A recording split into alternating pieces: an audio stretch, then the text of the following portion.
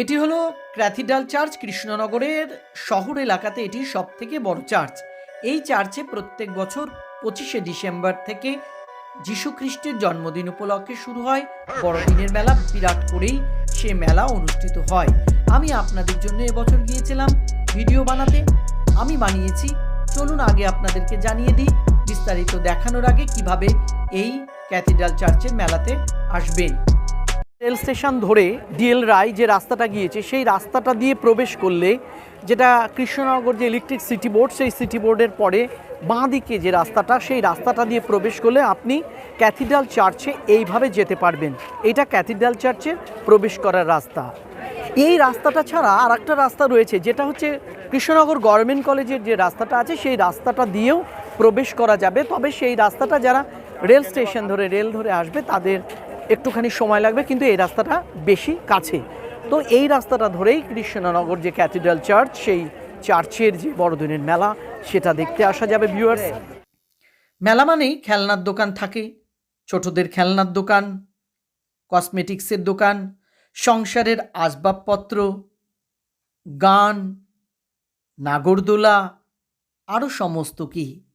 আমি যদি সঞ্জয় স্তর্স ইউটিউব চ্যানেলে ক্যাথিড্রাল চার্চকে কেন্দ্র করে বড়দিনের মেলার এই সাধারণ তথ্য দিয়ে ভিডিওটা বানাই, কিংবা এইরকমভাবেই যদি বড়দিনের মেলা আপনাদের সামনে তুলে ধরি, তবে আপনাদের ক্যাথিড্রাল চার্চ সম্বন্ধে আকর্ষণ বাড়বে না, কিছু জানতে আপনার মনটা চাইবে না। এই কাজটা কিন্তু আমি করিনি ভিউয়ার্স। আমি এই সমস্ত তথ্যের সাথে সাথে ক্যাথিড্রাল চার্চের স্থাপত্য ভাস্কর্য এবং খ্রিস্ট মন্দিরের এবং যীশু খ্রিস্টের ক্রুশবিদ্ধ হওয়ার সমস্ত ঘটনা পর্যায়ক্রমে যা ক্যাথিড্রাল চার্চের আশেপাশে রয়েছে, সবটা আমি ক্যামেরা বন্দি করেছি আপনাদের জন্য। চলুন দেখবেন যে মন্দিরটা আমরা দেখতে পাচ্ছি, এখানটাতে প্রত্যেক দিন নিয়ম করে প্রার্থনা হয়।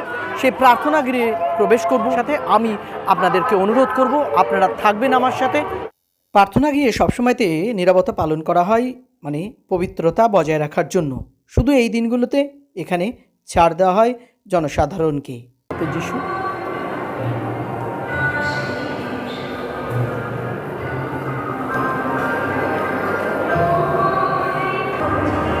সোজাসুজিভাবে দেখুন প্রার্থনা স্থানটি।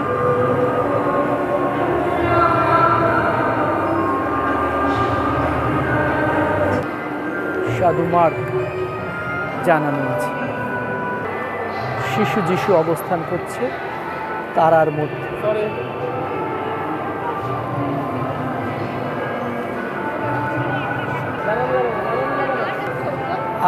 থিম এটা ক্যাথিড্রাল চার্চের যে প্রার্থনা গৃহ, সেই ক্যাথিড্রাল চার্চের প্রার্থনা গৃহের মধ্যে খড়ের গাদাতে যিশুর যে জন্ম হয়েছে সেটাকে তুলে ধরেছে মাতা মেরি এবং পিতা জোসেফ।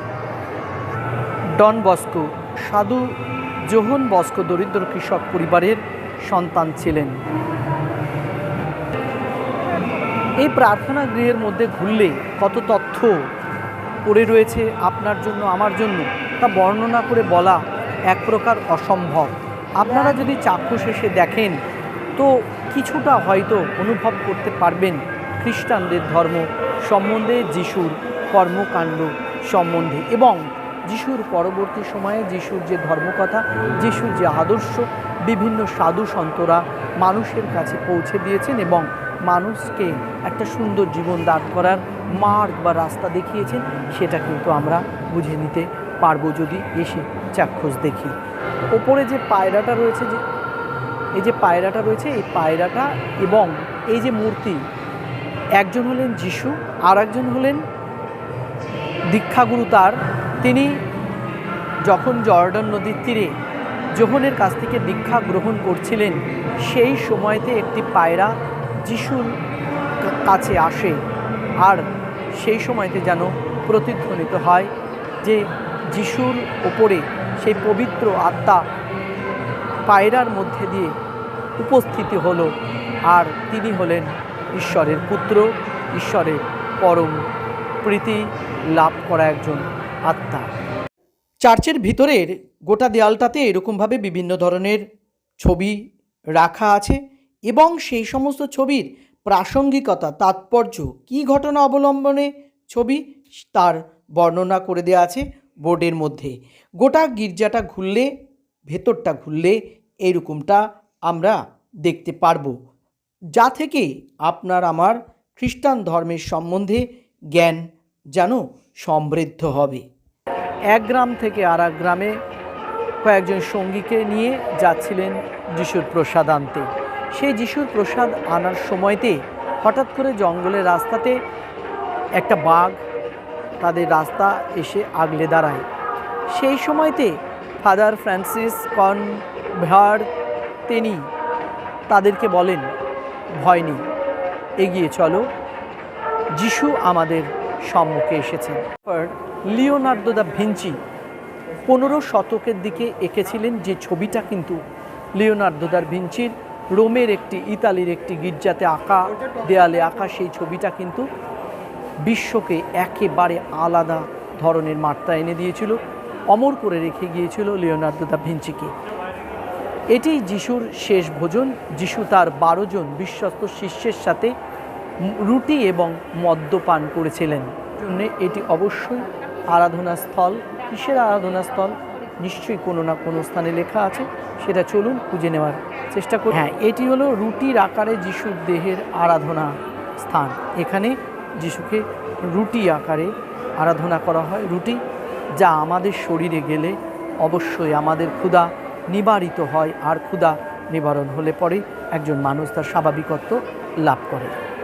মাথার উপরে খোলা নয়, অথচ এমন সুন্দর করে বর্ণ করা হয়েছে, আপনার আমার দৃষ্টিটা গিয়ে মনে হবে যেন মাথার উপরে আকাশ। এখানে ছোট্ট করে রয়েছে যিশুর ক্রুশ কাঠে প্রাণ ত্যাগের ছবি। আরও বিভিন্ন ছবি রয়েছে যেগুলো অবশ্যই দেখে শেষ করতে পারবেন না।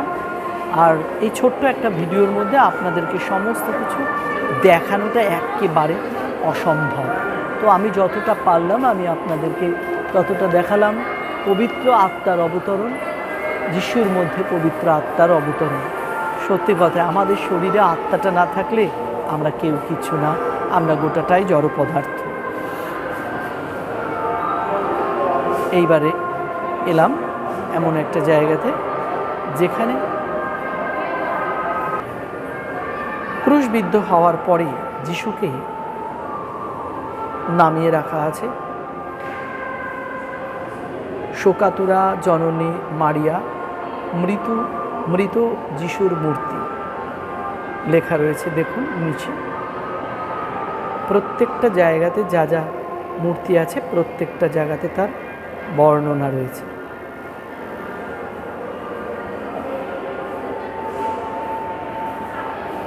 ইনি হলেন মেরি গেত্তরি। মেরি গেত্তরি কি? ঠিক তার নিচেই বর্ণনাটা দেওয়া আছে, আপনারা পড়বেন।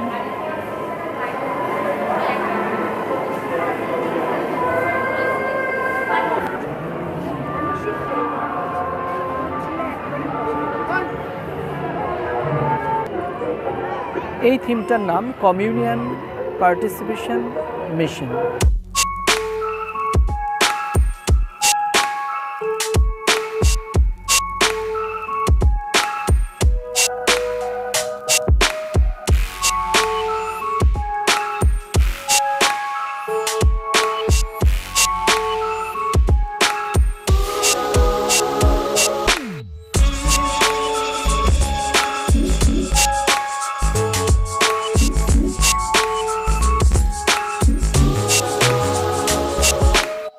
চার্চিয়ার্ড দেখছেন তো, এখানটায় কিন্তু অনেক কটা বিউরিয়াল রয়েছে, দেখতে পাচ্ছেন তো, লেখাও আছে তাদের নাম সমস্ত।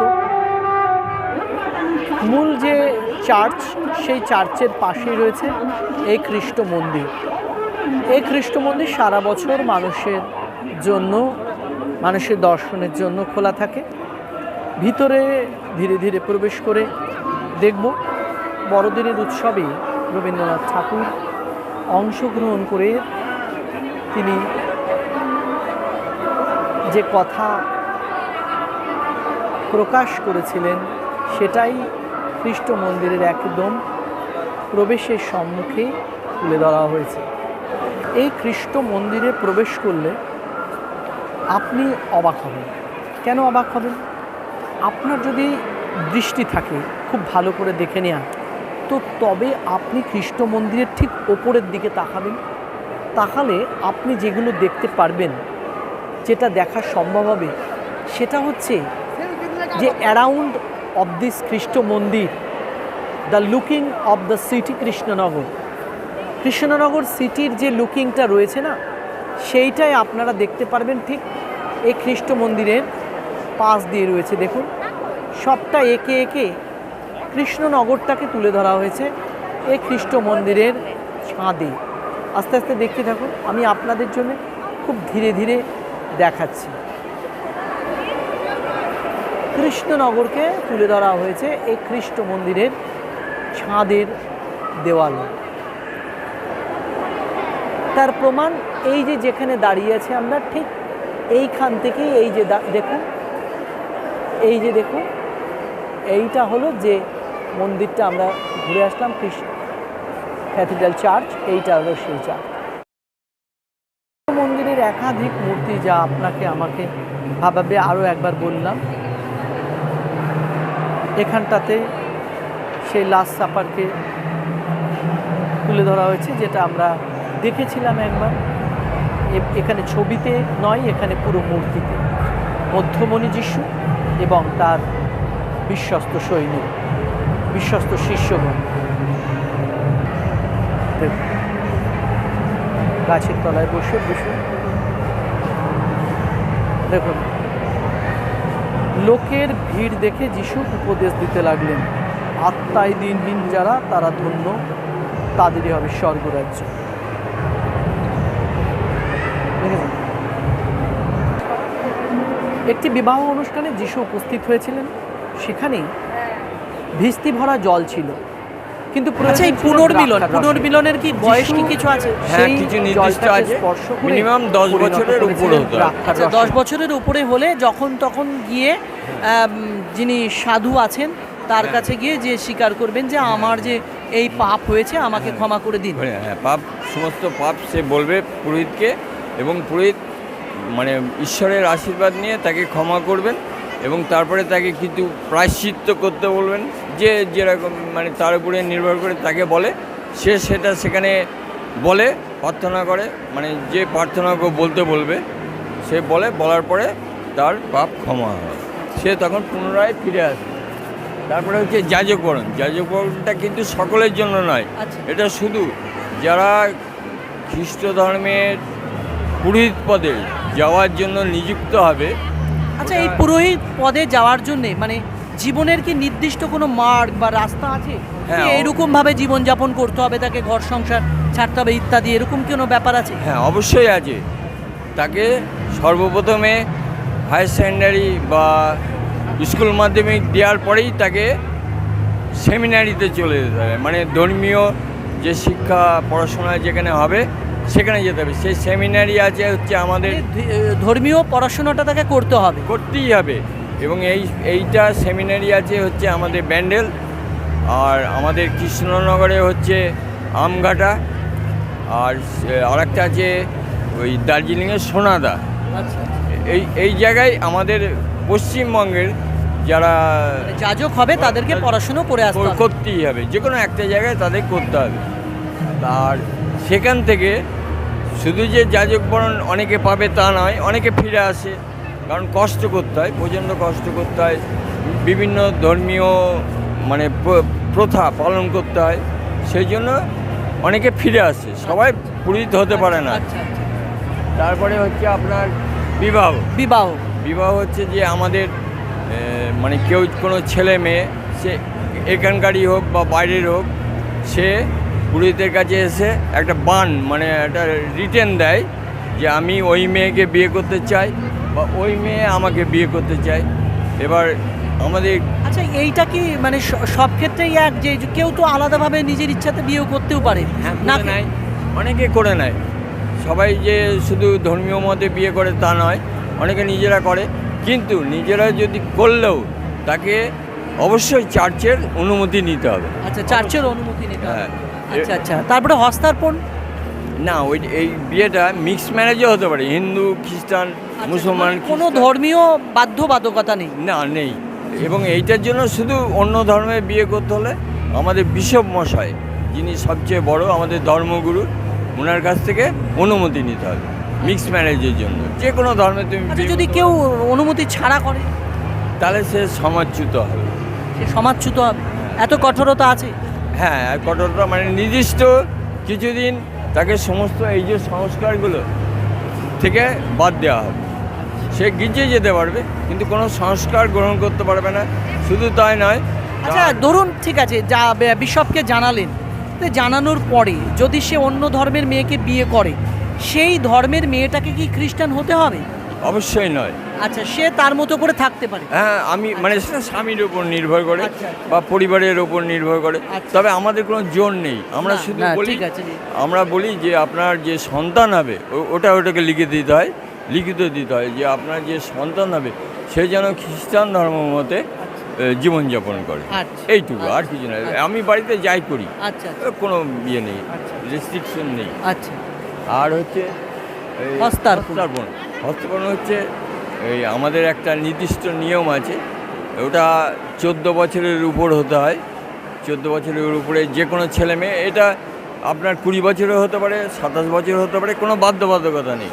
কারণ অনেকে বিদেশে থাকে, পরে আসে, তখন তারা হস্তার্পণ সংস্কার নেয়। এটা হচ্ছে বিশ্বমশাই প্রত্যেক মানে হস্তার্পণ প্রার্থীকে নিজে মানে আশীর্বাদ করে তাকে একটা ছোট চাপড় মারে, গালে একটা থাপড় মারে, মেরে মণ্ডলীর মধ্যে সে যে দায়বদ্ধ, মানে খ্রিস্ট মণ্ডলীর মধ্যে সে যে দায়বদ্ধ থাকবে সেটা সে অর্পণ করে দেয়। আচ্ছা। ওই চর মারার মধ্যে দিয়ে তুমি এই এখন থেকে সমস্ত দায় দায়িত্ব তোমার। তারপরে হচ্ছে রোগীর সংস্কার। এটা হচ্ছে আমাদের যে কোনো মানুষ মৃত্যুর আগে যদি সে মানে চলশক্তিহীন, আচ্ছা, মানে যেটা বার্ধক্যজনিত কারণও হতে পারে বা বিশেষ মানে অ্যাক্সিডেন্টে যা কিছু হোক, সে যদি মানে অসুস্থ হয়ে থাকে, তবে তার কি হয়? এটা বাড়িতে যাবেন, পুরোহিত তার বাড়িতে যাবেন, তাকে মৃত্যুর আগে ওই আমাদের যে পবিত্র সংস্কার আছে কমিউনিয়ন, আমরা বলি কমিউনিয়ন, সেই শেষ কমিউনিয়নটা তাকে দিয়ে আসবেন। হয়তো অনেকে মানে পারে না, নিতে পারে না, কিন্তু তাদেরও মানে পুরোহিত মানে তার বাড়িতে গিয়ে আপনার চেষ্টা করবে তাকে শেষ অন্তত কমিউনিয়নটা দিতে। ওইটা হচ্ছে রোগীর সংস্কার।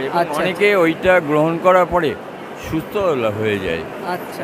বেশিরভাগই মারা যায়, কিন্তু কিছু লোক তখন হয়তো ভালো থাকে, যারা সুস্থ হয়ে যায়। আর কেউ মানে সুস্থ হতে পারে বা এই মানে আমাদের এই যে জরা ব্যাধির থেকে মুক্তি পেতে হতে পারে। হ্যাঁ, অনেকে আছে, এমনও হয়েছে, আমরা দেখেছি।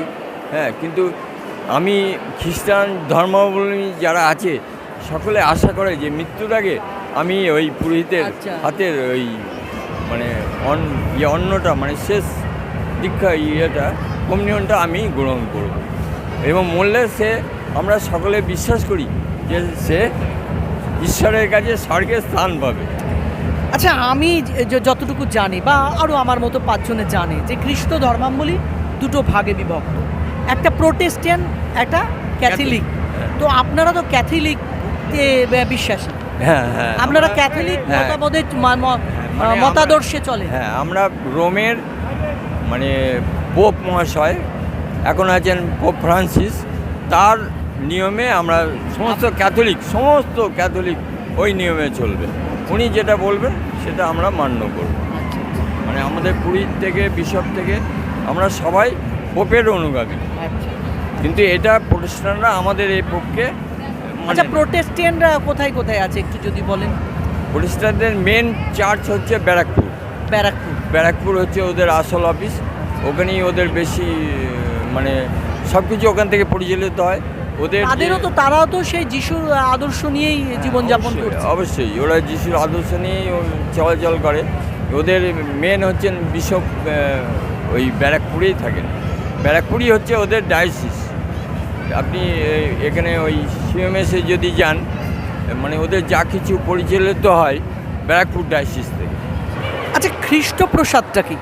খ্রিস্টপ্রসাদ আমরা মনে করি ওর খ্রিস্টপ্রসাদকে খ্রিস্টের দেহ হিসাবে আমরা প্রত্যেকে গ্রহণ করি। এবং যিশুর শেষ ভোজনের সময় আপনারা দেখছেন ছবিতে যে শেষ ভোজনের সময় যিশু একটা রুটি নিয়েছিল, রুটি নিয়ে সেইটা আমাদের যে 12 জন শিষ্য ছিল প্রত্যেককে অল্প অল্প করে ভাগ করে দিয়েছিল এবং দিয়ে বলেছিল যে যেটাকে লাস্ট সাপার বলছি। লাস্ট সাপার বলছে।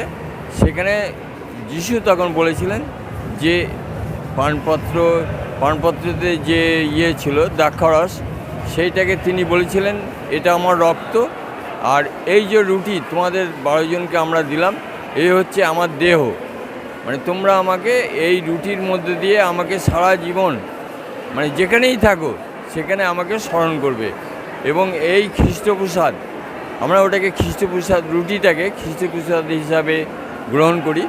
এবং এই খ্রিস্টপ্রসাদ গ্রহণ করার মধ্য দিয়ে যিশু বলে গেছেন যে যে আমাকে গ্রহণ করবে সে অনন্ত জীবন পাবে, তার কোনো দিন মৃত্যু হবে না, সে মারা গেলেও তার আত্মা আমার কাছে থাকবে, সে স্বর্গে স্থান পাবে।